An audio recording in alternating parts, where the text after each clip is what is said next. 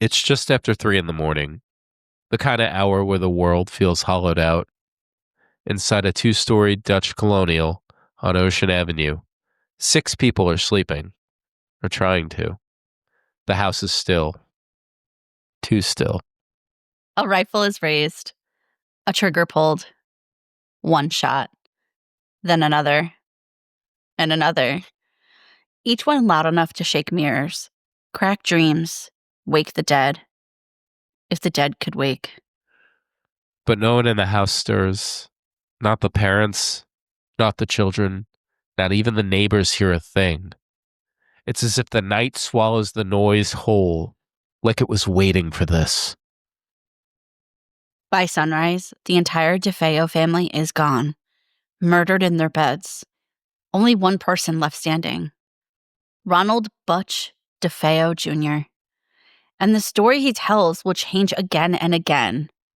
Voices, shadows, demons in the hallway, or maybe something far more human and far more terrifying. Decades later, Hollywood takes the tragedy and twists it into something else. Something darker, something stranger, something that crawls into your skin for all the wrong reasons. Because when a movie tries to explain real horror with demons, possession, and incest, you have to ask yourself, what's the real monster here? Welcome back to the Fear Archive, the show where we look at the real cases that inspire your favorite horror films and then decide who did it better, history or Hollywood. I'm Mike. I'm Amanda, and today we're tackling the big one, the DeFeo murders and their very, very loose adaptation, Amityville II, The Possession. Before we get into it, a quick but important disclaimer. This episode deals with domestic abuse, sexual assault, mostly in the film, and familicide. We'll keep things respectful, but heads up, it's dark. Hey, Mike, who the hell greenlit this script? Exactly. So, listener discretion is advised, and we are going to cover that. Mike, I'm really excited to talk about this one. Listeners might not know this. Mike and I are both from Long Island. We grew up in Long Island. That's how we know each other. I think this story is really close to us because, you know, all the lore we had growing up and hearing different things. So I'm really excited to talk about it. We grew up so close to Amityville. My cousins are from there. We're always there. Shout out, Katie. I know you're listening. Yeah. This is such a fun one to cover because this is our boogeyman lore. Aside from Bob and background noise. Well, that is our true. Yeah. Yeah, but more on that at a later date. This is insane that we grew up around this too because this was just a part of life. Like everybody knew about Amityville. Everyone had a story. Everyone knew someone who was in the Dakota Rose the night that Ronald DeFeo walked in and said that his family was dead. Like this is really exciting to do. And I do want to preface this by saying we are going to be covering the haunting at a later date. This is strictly the DeFeo murders. All right, let's dig into it. Fucking do it. All right. Getting into the real story behind Amityville II, and unlike the movie, we're going to talk about the actual people involved, like Mike said, because this wasn't the Montellis. This was the DeFeo family. Yeah, so inside 112 Ocean Avenue lived Ronald Joseph DeFeo Sr., age 43, Louise Brigante DeFeo, 42, Dawn DeFeo, 18, Allison, 13, Mark, 12, and John Matthew, 9. And the eldest son, Ronald Butch DeFeo Jr., 23, the sole survivor and ultimately killer and family annihilator. Yeah, large family, small house, very tense environment. Ronald Sr. was known for being strict, and by strict we mean controlling, volatile, and physically intimidating. There are stories from relatives and neighbors describing him like exploding at the smallest things. Louise, mom, was more passive and protective of the kids, but it was still an emotionally harsh household where everybody unfortunately walked on eggshells. Yeah, Butch grew up absorbing that. And by his teenage years, he was spiraling into drug use, violent outbursts, skipping school, petty crime, everything else that wraps up into it. And instead of real support, the family mostly threw money at the problem. Speaking of money, the DeFeos weren't hurting financially. Big Ronnie, he worked at the Brigante Carl Buick in Brooklyn. It was a car dealership partially owned by Louise's father, Michael Brigante Sr. So they had a big old house, multiple cars, nice things, not like mafia level opulence, but definitely comfortable upper middle class for Long Island in the 70s. This house was on the water and close to the shoreline, which was more affluent. And this is where the rumors creep in. Some locals believe that the DeFeos had mob connections, mostly because the Brigante family came from Brooklyn and had money. But there's no solid evidence that the DeFeos were actually involved with organized crime. What is documented, though, is that Butch claimed the murders were a mafia hit. But that was just one of his many contradictory stories. And believe me, this dude had so many fucking stories. He was literally throwing everybody under the bus to exonerate him from his horrific crimes, which, yeah, we'll get more into that later, but I think he did. So we'll absolutely get into that in a little bit. November 13th, 1974, it's the middle of the night. Everyone's asleep. Butch takes a Marlin Model 35 caliber level action rifle. Call back. Go listen to our episode on the Copeland murders with Peter Polk. That is a popular true crime weapon. Sorry. So, no, it's all good. He takes the rifle and goes room to room. The shots were fired in this order, according to investigators. So the parents died first. So Ronald Sr. and Louise, then the boys, Mark and John, then Allison, and finally Dawn, the oldest sister. Yeah, and I actually, me and you knew about these murders, but obviously I dug in, did the research, and I was reading that they believe that all of this happened within 15 minutes, which is interesting. So 6 murders, all of them killed, lying face down. None of them appear to have woken up or moved. I mean, that's the real chilling part, right? Like, no defensive wounds, no sign of struggle. It was like they just were there, lying there with it. Yeah, it's scary as fuck. Like, from what I was reading, it also seemed like they didn't move, like they weren't moved or anything. They were just like killed where they were found. Yeah. Have you? So I made the mistake of looking at a couple things. So I'm part of an Amityville Facebook group because why wouldn't I be? And I've seen, I've seen the crime scene photos. I've seen some of the autopsy photos. They're really fucking disturbing and really upsetting. So I don't recommend anyone look for them. But it was like really spot on to the point that these unfortunate people did not know what was coming. Yeah. And a 35, it's a loud weapon. I've shot a 35 a couple times. It's not handgun loud, right? But it's loud. Elephant waking up the fucking neighborhood loud, yes. But not a single person in the neighborhood heard the gunshots. So they only heard the dog barking. Yeah, and this is one of the biggest mysteries of the whole case, right? How do you not hear that? Autopsy reports found no drugs or sedatives in the victim's systems that would have kept them asleep. Yeah, and the positions of the bodies has led to all kinds of speculation. So were there multiple shooters? You can't have a suppressor on a weapon like a Marlin 35, right? That's not real. That doesn't happen. Was there some kind of staging of the bodies? Like, could have they been killed somewhere else?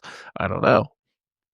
Yeah, for everything to happen within 15 minutes, I don't know. It's boggling to me thinking about the logistics of it.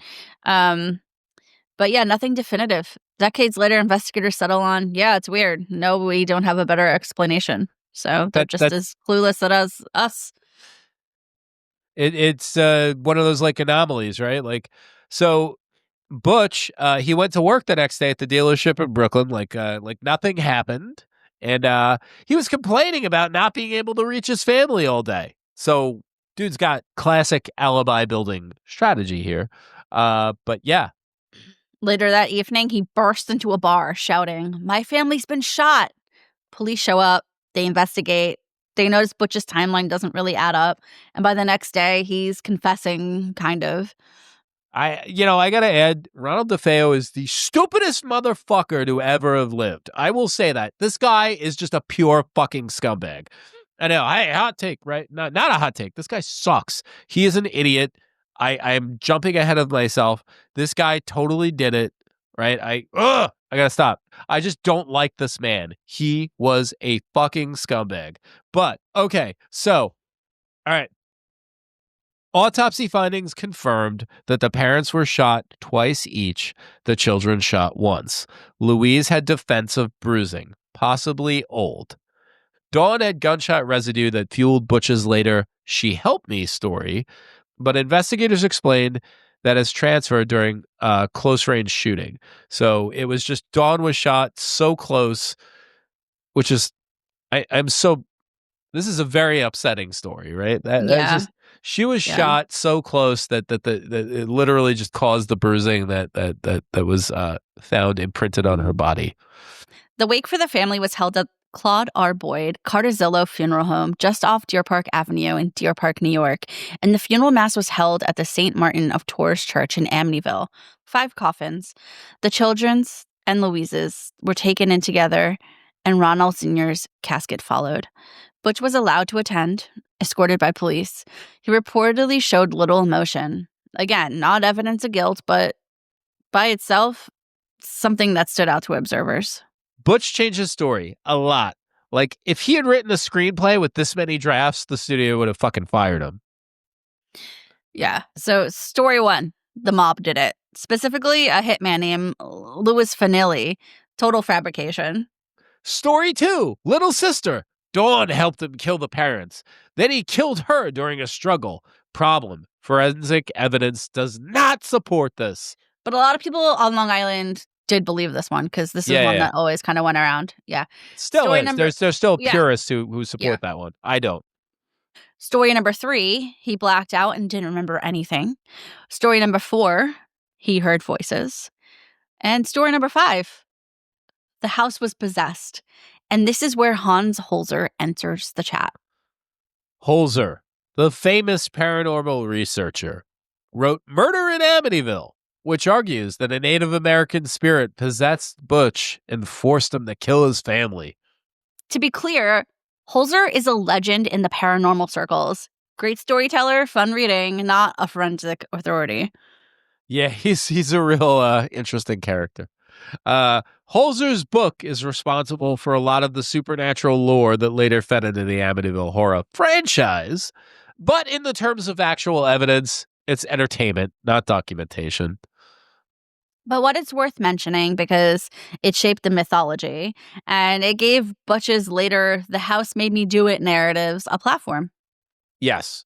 And, police, prosecutors, and most experts point to the combination of long-term domestic abuse, Butch's drug use, a deteriorating mental state, resentment towards his dad, access to firearms, and opportunity. Hey, just why there's so many mass shootings today, right? No accomplices, no evidence of demonic forces, just a deeply troubled young man in a violent household with a gun. Hey, have we ever gotten past that? Mm-hmm. And that's already horrifying enough. No demons required. Nobody's learned their lessons here. I know. It lives on. Unfortunately, right? Yeah. So, why do you think nobody woke up? Like, I think that's... So I have a couple theories on this. You think like timeline's off, or yeah, I think the timeline is off. I have a disgusting theory too that just this was not all done like in succession, like rapid succession. I think maybe he killed a few people at a time. I think that maybe they missed something in the autopsies, especially with the toxicology. It is such a precise science. It takes time. That's Mm-hmm. why toxicology is why an autopsy report takes so long to come out, because it is just so detailed. And it's just, you have to do so much, literally science and chemistry to get those results. Right. So I, you know, I think it was my hot take is that I think that the killings were staggered. Well, what about the face down positioning? Like, do you think that had any meaning? Do you think he No, made I think them that's just lay I down? Do you think they were awake and he forced them to lay down? I don't know. It's so odd no to no me. no no no no. I I think don't. they were truly sleeping Yeah. I think it's or just he like a repositioned them. I don't know. It's the whole thing is just kind of odd to me, right? That there's that's a lot of people and all the same way.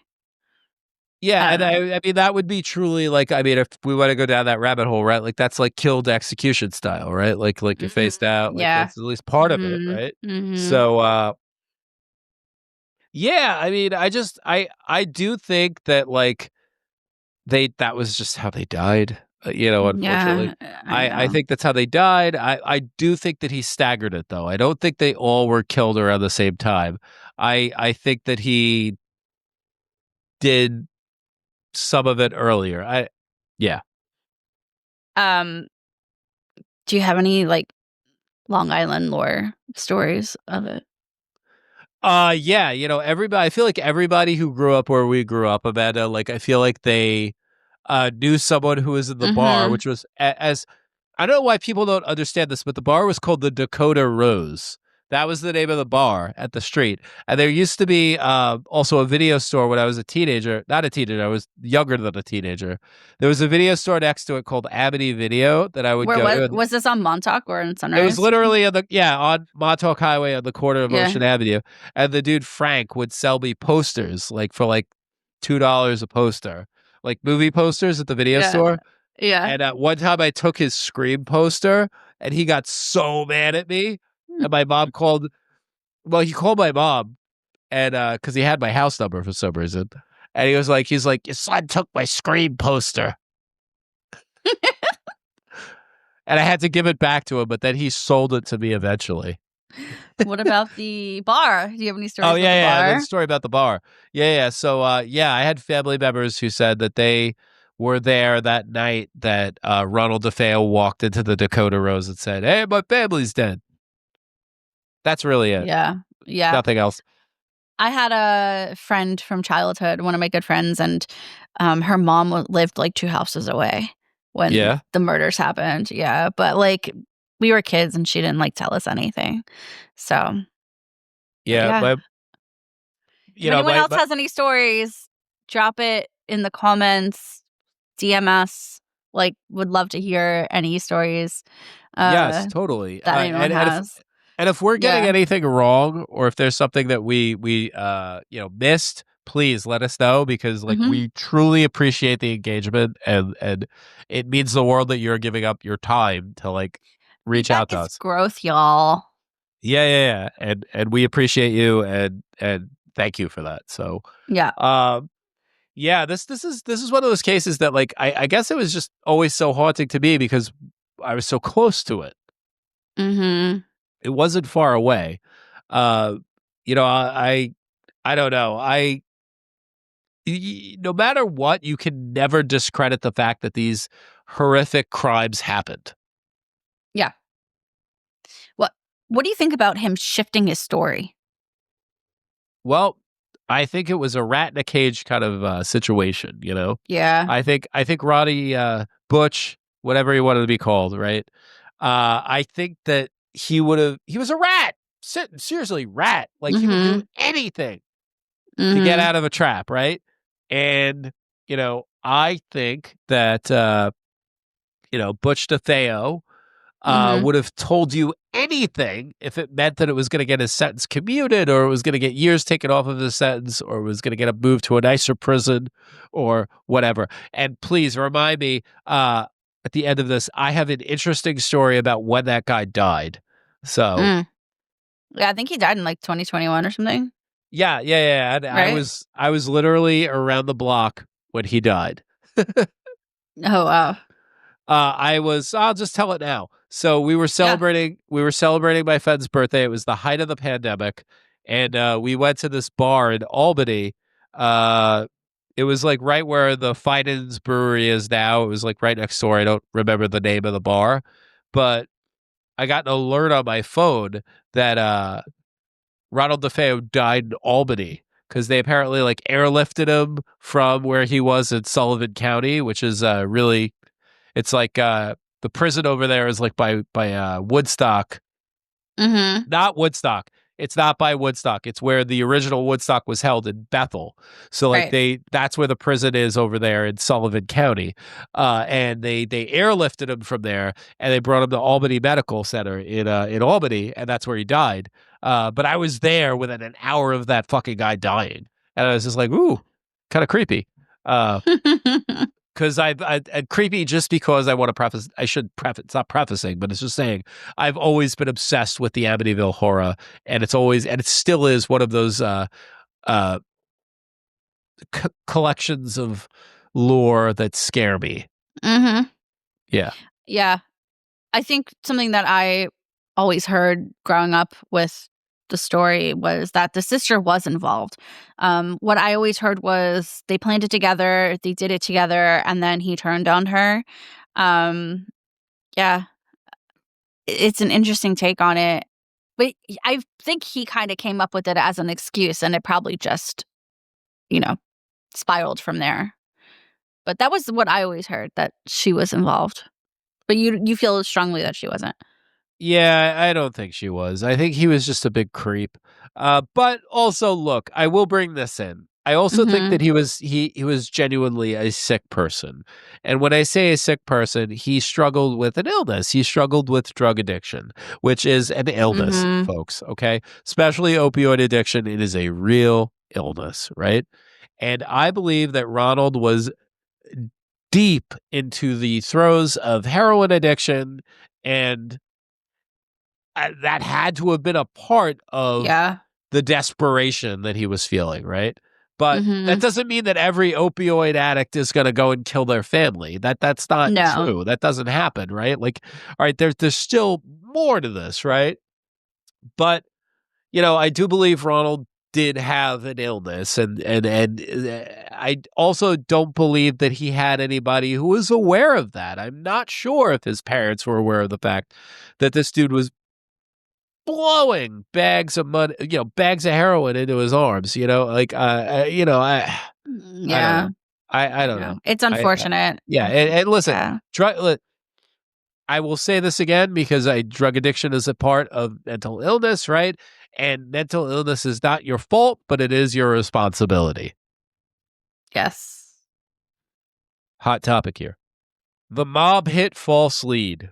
Was that desperation, fantasy, or a clue? Yeah, that's really interesting. Obviously the dealership was in Brooklyn and it's a family business and who knows what was going on there. Um, I don't want this to be, a stereotypical kind of conversation that, the mob's involved in all businesses in Brooklyn type of Right, thing. right. But I mean, but it's not untrue, right? My family's from Brooklyn. I know things. We owned garbage truck companies. Um, that's all I'll say. So was it a mob hit? I don't think it was a mob hit, but I believe that he could have been pulling something from truth, right? I think a lot of lies and excuses often come from some partial truth. So I don't think it was involved in the murders, but was the mob involved in some other way bigger than this, outside of this? Maybe. I don't know. What do you think? No, I don't think the mob had anything to do with this. I think that he Yeah. knew of, but here's the thing. I think that he knew of real scenarios where the mob had something to do with it. And Right. I think that he was just trying to spin a narrative that He Grasping at thought straws. Mm-hmm. he really was. I could speak from personal experience. I'm not going to say where, but I could speak about personal familial experience with people with opioid addictions. It's fucking horrible. It is you love this person so much, and it is ultimately gutting. But it is gutting, and then their desperation is unfathomable. Mm-hmm. Unfathomable. I think he was just a tired man with only hours to go, to quote Elliott Smith, right?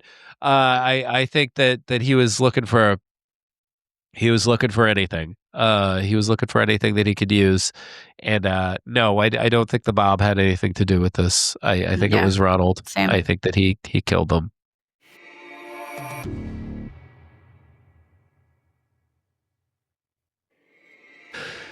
So before we dive into Amityville II: The Possession, we need to talk about the cultural earthquake that was the Amityville Horror, because the movie we're covering tonight, it exists because the entire world literally got obsessed with one Dutch colonial house on a sleepy suburban street on Long Island.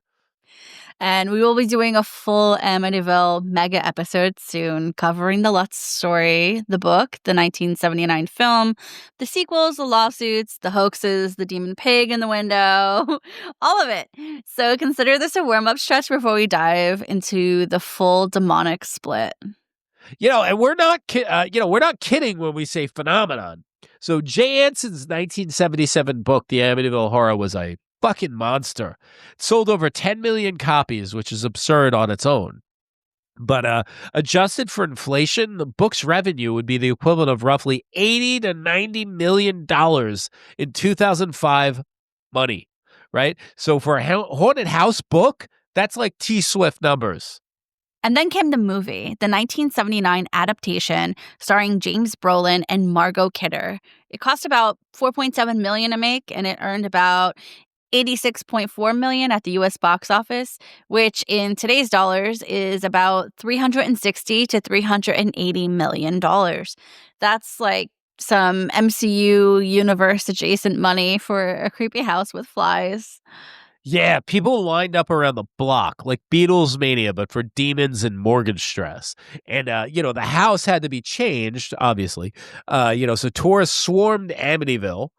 Police had to repeatedly clear people off the lawn. Everyone and their grandma had an opinion. Hoax, haunting, publicity stunt, demonic infestation, portal to hell, you name it. I mean, even decades later, me and my friends would drive around and look at it. So, yeah, it's not far-fetched, everyone. And Hollywood being Hollywood, it took one look at the profits and said, yeah, we're going to franchise the hell out of this thing.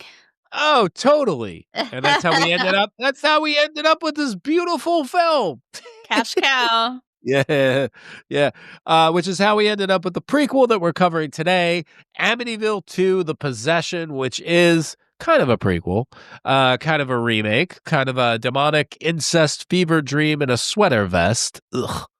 That sounded gross just fucking saying that. Yeah. But before we get into the chaos, let's talk about how this movie got made and why it looks nothing like the real DeFeo family. All right. Let's crack open Amityville II: The Possession, like the rotten egg that it is. The movie that said, what if we took the DeFeo murders, ignored 70% of the facts, and then added enough Catholic guilt to level a seminary? Truly, watching this was great. This film dropped in 1982 and was produced by Dino De Laurentiis, patron saint of chaotic genre cinema. And it really shows because half of the movie feels like high art and the other half feels like it was written during a fever dream in a motel off Sunrise Highway. Oh, totally. De Laurentiis, he's got better titles that he's produced, like mainly like Lynch's Blue Velvet and fucking even that Stephen King one that he wrote when he was like just literally on cocaine every day for 30 days. What was it? Maximum Overdrive. But yeah, I mean this is no different. I mean this film explains so much. So the director, Damiano Damiani, he did not speak English at all. He spoke only Italian on set. That's so Italian. Like Yeah. that's such a like an Italian thing to do. It's so funny. I Yeah. like when I learned that, I was like, oh, this all makes much more sense. Because what this meant for the cast, who were mostly American, English speaking Americans, was getting directed through translators, hand gestures, and vibes. And the director dramatically throwing his arms up like an opera conductor who was angry he had to work with humans. Yeah, so the one of the actresses in the movie, Retanya Alda, Jesus, incredible character actress. So she has said, she played the mom in the movie. She said that in interviews that Damiani would give like 3-minute emotional monologues in Italian, and the translator would turn around and say, "He wants it more sad."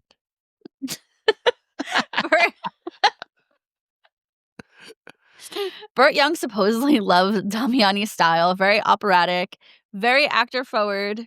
But Young also famously wanted to improvise and rewrite dialogue in every movie he was in. So the communication barrier sometimes became a creative tug of war. I mean, I can't even imagine, an actor, a seasoned actor, coming in and being like, well, this line doesn't make any sense. I should say it this way because it's an American story by Italians, and having that translation argument Yeah. over script lines. Oh yeah, it had to have been. Set must have been chaos. Oh, that must have been hysterical. Like Burt Young, Yeah, I would have loved. yeah. R.I.P.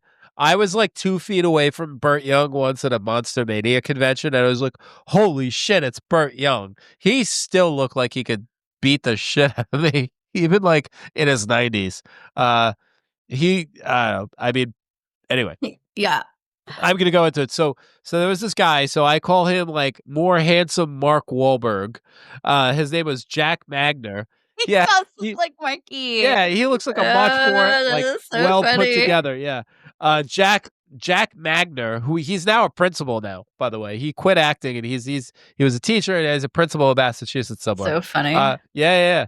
Jack Magner. There's hope for me still. Shout out to educators. Yes. So he plays Sonny, the DeFeo's, the Ronald DeFeo stand-in. So Jack Magner, he has talked about how Damiani wanted him to perform like he was in a tragic Italian stage play. So like very eternal, very suppressed emotion, almost like trance-like. And Damiani would mime entire sequences, pointing like clutching to his chest, mimicking the demon's movements, like a demonic charades coach, really. I mean, and he really, I rewatched it this week, obviously, in preparation for this. And yeah, like when I learned that from the notes that we have, I was like, yeah, that makes sense. It really is the way that he was acting, like dramatically grabbing onto the molding or the door frame. Like, ugh. I don't want to mince words here. Like, this fucking movie is still pretty goddamn scary. It is a very scary film. It's very cringy, but it is very scary. Okay, still. yeah, there's a lot of situations in it where I was like, I mean, I was texting you because I was like, Yeah. I've seen the movie before, but I guess it was like when I was young, but watching it now as an adult, Oh, it's such a fucked up movie. Like, what the fuck is happening? Yeah, right? I guess we can get a little. We'll get later, into that. Yeah. Diane Franklin, who plays Patricia, worked incredibly hard to keep emotional beats grounded, especially around the incest storyline. Yes, you heard it. Totally. I literally texted you and was like, I didn't fucking remember this part. Yeah, I thought you were mad at me when you texted me. I was like, I told you this movie was fucked up.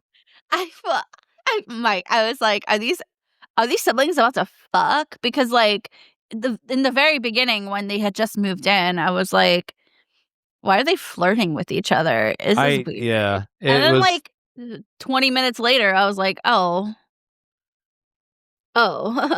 okay. But yeah.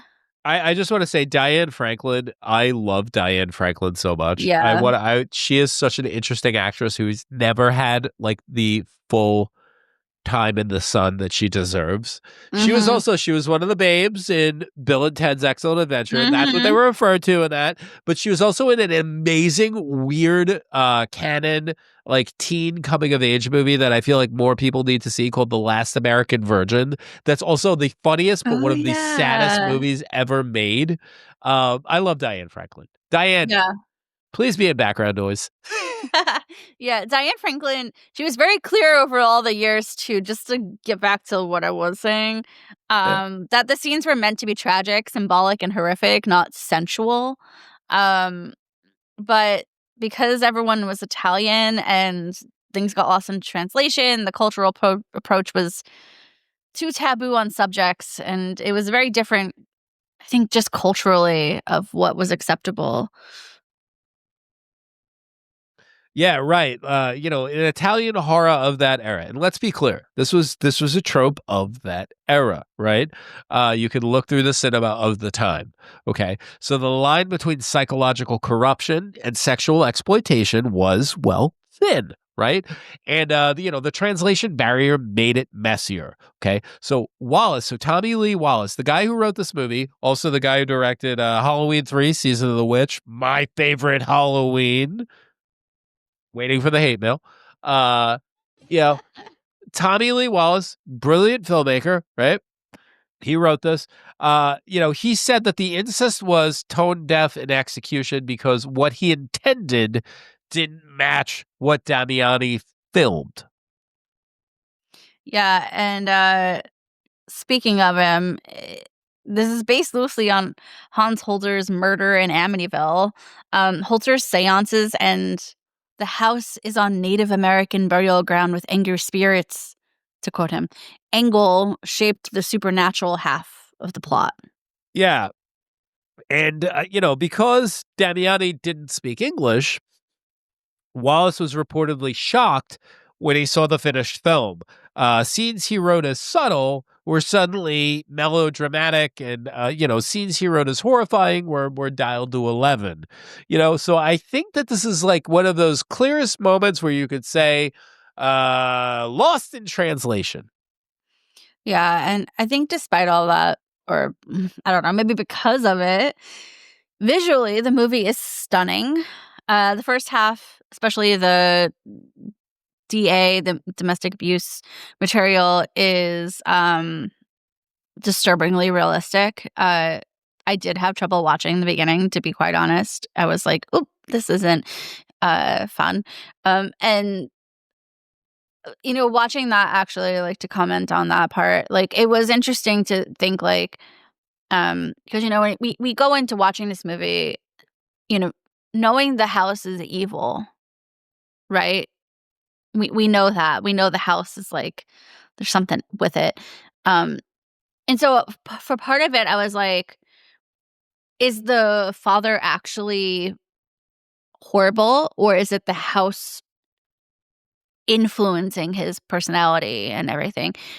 Because, and I can't really tell. I couldn't really tell. But the uh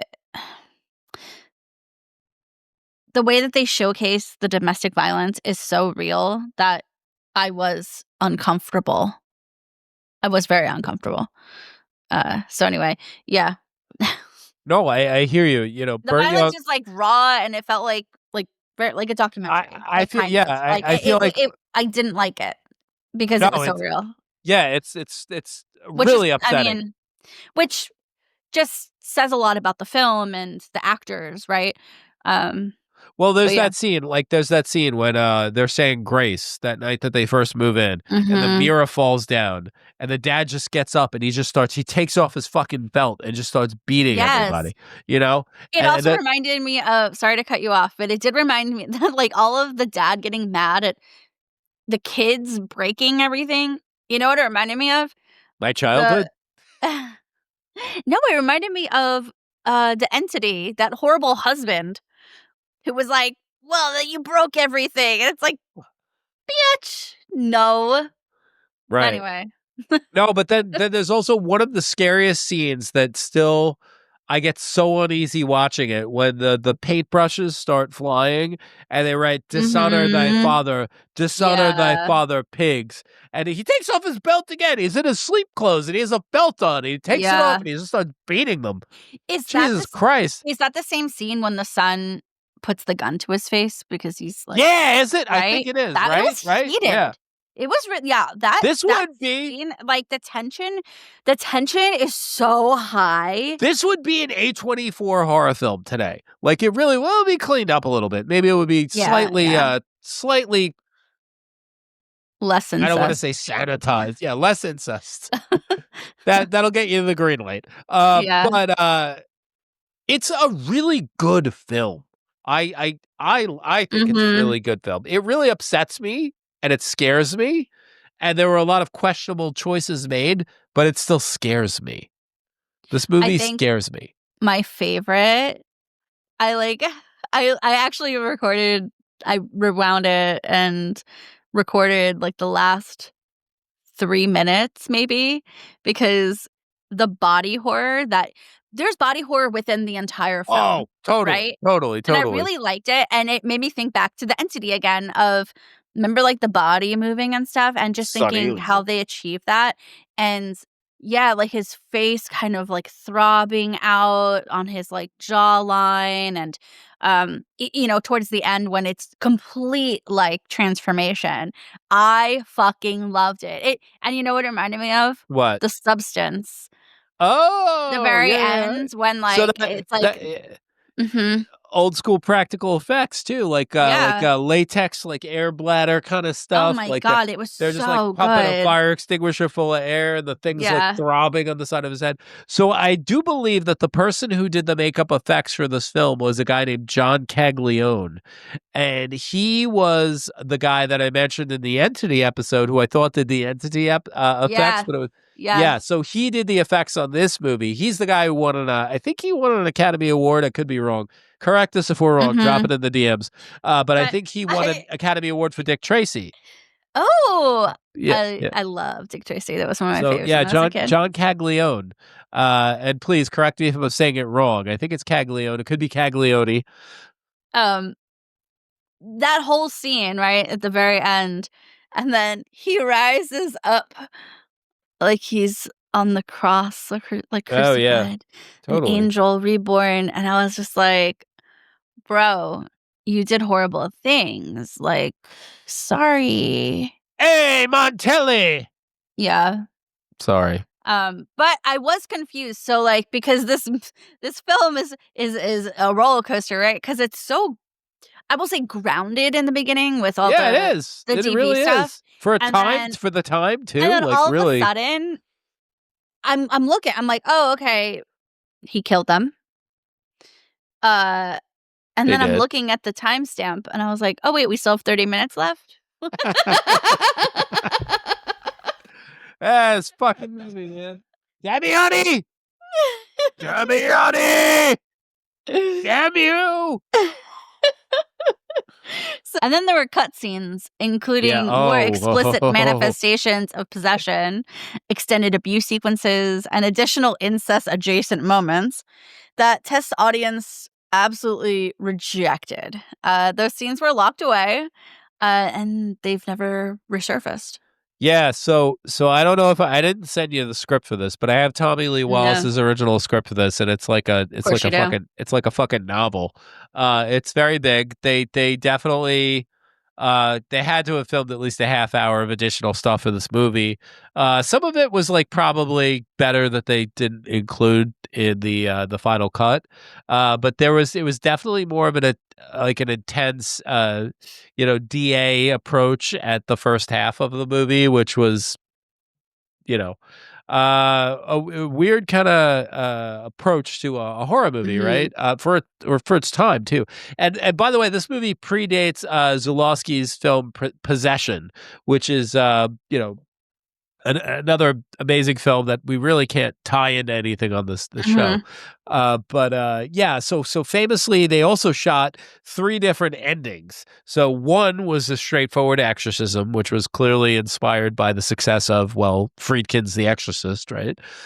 2, the priest becoming possessed, which was also clearly inspired by Friedkin. Mhm. And 3, a grounded, reality-based arrest and trial finale. Uh, like really like static cameras, like in a courtroom, kind of like would people would be blown away if that came out in an A24 film today, which I kind of want to take and do with something we write. uh, but they filmed all 3 of those endings, and they took the first 2, and that's how you get Mhm. the ending that you see. Yeah, So yeah, it's a hybrid. It's half yeah. gritty family tragedy, half supernatural exploitation film. But know that they did film a whole ending that was the courtroom that was like supposed to be like DeFeo. All right. Yeah, let's talk about the elephant in the house. The movie portrays Anthony Montelli, the patriarch, is violently abusive. And while Amityville II cranks it up to 11, the real DeFeo home did have a documented history of domestic violence, especially between Ronald Sr. and Ronald Jr. It's okay. Neighbors testified to screaming, police visits, violent fights, and a home life that was volatile at best. So, yeah, the movie exaggerates it, but the core dysfunction was very real. Let's talk about the incest plot line. No, just no, it didn't happen. There's 0 evidence of incest among the DeFeo siblings. None. It's exploitation and it's for shock value. And because Italian horror in the 80s was like, what's the worst taboo we could throw in here? Truly, Hans Holzer's book, Murder in Amityville, which inspired the film, never mentioned incest either. So this was just a cinematic invention, not a historical detail. So for the audience at home, this part was fictional. Full stop. Next is the weapon. The movie gets the one detail exactly right: the rifle. Both Sonny and Ronnie Jr. used a Marlin 35 caliber lever action rifle. That is one of the few factual anchors in the entire film. Yeah, the actual gun, so I'm sorry, it's not a gun, I know, it's a rifle. The actual rifle belonged to Ronnie Jr., and it was recovered by police the morning after the murders. The movie swaps some specifics, but the weapon is correct. The murder timeline. So in real life, yeah, the murders happened in the early hours of November 13th, 1974. So if you want to believe the movie lore, 3:15 a.m. So that's when I wake up to go to work. Weird fun Nightmare. fact. Yeah, tell me about it. So Ronnie Jr. was, so he shot each family member while they were in bed. 2 parents, then the 4 children, all found lying face down. The movie's timeline is highly dramatized with demonic buildup, harassment, and a supernatural crescendo. The real event was quick, silent, and tragically grounded in reality. Now let's talk about the personality of Ronald Butch DeFeo Jr. Sonny is portrayed as shy, withdrawn, artistic, and slowly overtaken by demonic forces. But the real Johnny Jr., he was volatile, impulsive, addicted, angry, and already deeply troubled before the murders. And it looked like Mark Wahlberg. Mm. I think Mark Wahlberg looks like this guy because this guy was first. Anyway, so Butch, Butch also had a long history of drug abuse. So heroin, LSD, speed, very strained relationship with his father. The movie uses demonic possession as a metaphor, but in real life, Roddy's behavior had much more to do with trauma, addiction, and mental illness. So, Holzer talked about this dark spirit, right? So here's where things get interesting, right? So, in Holzer's book, The Murder in Amityville, or Murder in Amityville, rather, he believed Ronnie Jr. was possessed by an angry indigenous spirit, specifically one of the Shinnecock tribe that was attached to the land. His seances with psychic medium Ethel Myers claimed Ronnie Jr. was influenced by a spirit named Jernigan. This is where the movie gets a whole demons in the basement, tunnels kind of energy. Yeah, but historians and local tribes has both said that the burial ground stuff is bullshit. More myth making than fact. It didn't happen there. Yeah. So the house layout and the locations. The movie uses a modified house built in Toms River, New Jersey, not the actual Amityville house on Ocean Avenue, but the interiors, not accurate, not even close. They were filmed on a soundstage in Mexico City, which is approximately 2,596 miles away from Amityville, New York. Yeah, the real DeFeo home was much smaller, more modest. The movie house looked like the Overlook Hotel moved to Long Island. Yeah. Little fun fact about the house that I found in my research is that apparently the DeFeos had a wooden sign in the yard that said High Hopes. Oh, yeah. And they named their house after that, which I thought was just really interesting. It's so sad, depressing, but it's also kind of funny. Oh, it really did. Again, someone high hopes. I mean, the Lutzes made a shit ton of money off of that. Yeah, truly. All went up their nose. But, Yeah. Yep, yeah. And then let's talk about the aftermath, the arrest, confession, and all the trial stuff. Yeah, so in the film, Sonny becomes a supernatural puppet, basically in control of himself, barely in control of himself, rather. He had no control of himself. It's like the devil had his hand up his butt. But in real life, Ronnie Jr. had several conflicting stories. So remember, he had the mafia hit. Dawn did it too. He heard voices. He was possessed. He acted in self-defense. Dawn killed everyone, and he killed Dawn to protect himself. Dude, this dude's story changed constantly. Yeah. Butch was ultimately convicted of 6 counts of second-degree murder. No priest burst into flames, no demon-transferred bodies, no haunted tunnels, just a horrific act of family violence and a deeply unstable young man. And just to close the loop on Butch DeFeo again, if you didn't hear this earlier, I had my personal anecdote about this, but I will say it again. So after the trial, Butch spent the rest of his life in the New York State prison system, mostly at the Sullivan Correctional Facility up in Fallsburg, New York. Okay. Yeah, he bounced through a few institutions over the decades, but Sullivan is still where he served a bulk of his sentence. He gave countless interviews, changed his story constantly, and never took full responsibility for what happened in that house. And on March 12th, 2021, I was in the same place. Remember, I was in the same place when this happened. Butch was transferred from Sullivan to Albany Medical Center, where he died at the amazing age of 69 years old. He did not deserve that. Fuck him. The official cause of death has never been publicly released, just because it's a funny number.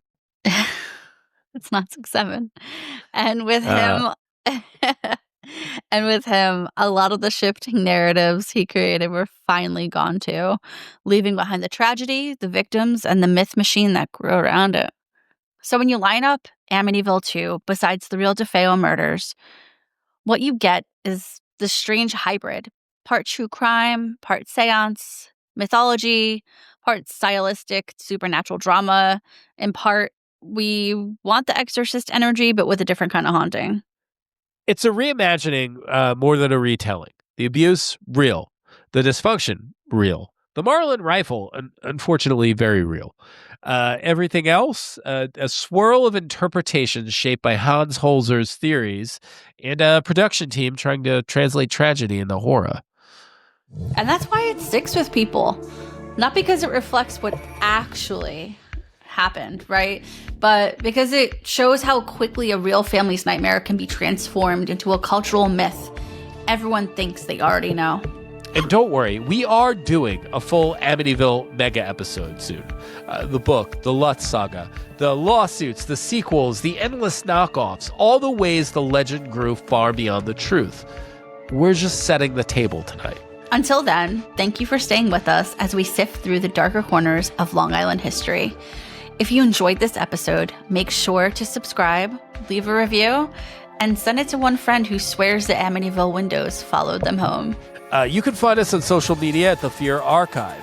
And please send in your case requests or film pairings anytime. We love hearing from you. All right, y'all. Lights on, doors locked, and a moment of respect for the victims whose real story deserve better than the myths built around it. Because in the end, the scariest thing isn't the house, it's what happened inside of it. This has been the Fear Archive. Stay spooky, everybody. You've been listening to the Fear Archive, hosted by Amanda Kagawada and Michael Ryan Aesop, produced by Cassie Josephove, with original music by Umberto. This podcast is a production of Violet Hour Media.